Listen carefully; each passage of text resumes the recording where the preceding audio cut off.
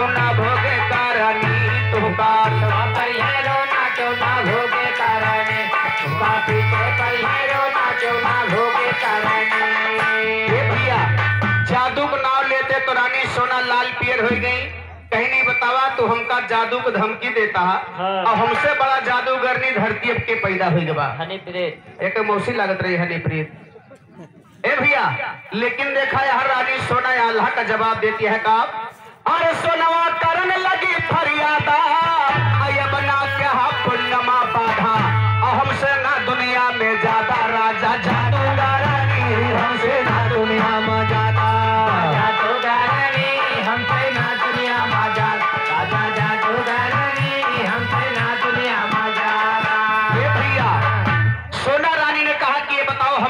जादूगरनी कौन है?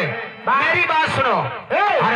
अरे बारा पूजत बा संसार अरे तो तेरा पूजे सुनवाला दिया का जादू दिया बेईमान नहीं पाए सरानी दिया का जादू दिया बेईमान नहीं पाए सरानी दिया का जादू दिया बेईमान नहीं पाए सरानी दिया का जादू दिया बेईमान। राम यज्ञ भैया रगड़गंज की धरती से 101 रुपए का सम्मान है। रानी सोना ने कहा कि जिसको मैं जादू मार दूंगी तीनों लोक में जगह नहीं पाएगा हमका जादू के मारे। यही पे घमंड हो गया बाबूजी रानी सोना को और घमंड केहू का ठिकाना भैया न रुका चूर जरूर हुई गवा है वही घमंड में हो गई कि हम तो बहुत बड़ी जादूगरनी है।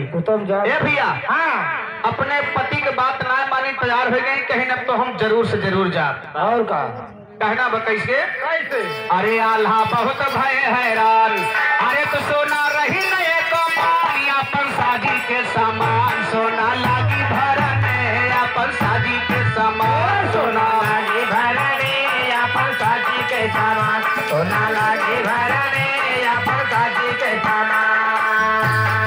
अरे कई के सोलहो सिंगार अच्छन में हो गई तैयार साजा राम स्वर्ण भैया मंजनारी पूरे राम फेर की धरती से 100 रुपए सम्मान है। साजा बेंदुल का सवार देखे कापे धारानी साजा बेंदुल का सवार देखा कापे धारानी साजा बेंदुल का सवार देखे कापे धारानी साजा बेंदुल का सवार। अरे ब्रह्मा दिल करे प्यार अजय के गंजरी मह मकान अब बैठा तो हमारी जबान माही जगा जनानी बैठा तो हमारी जबान।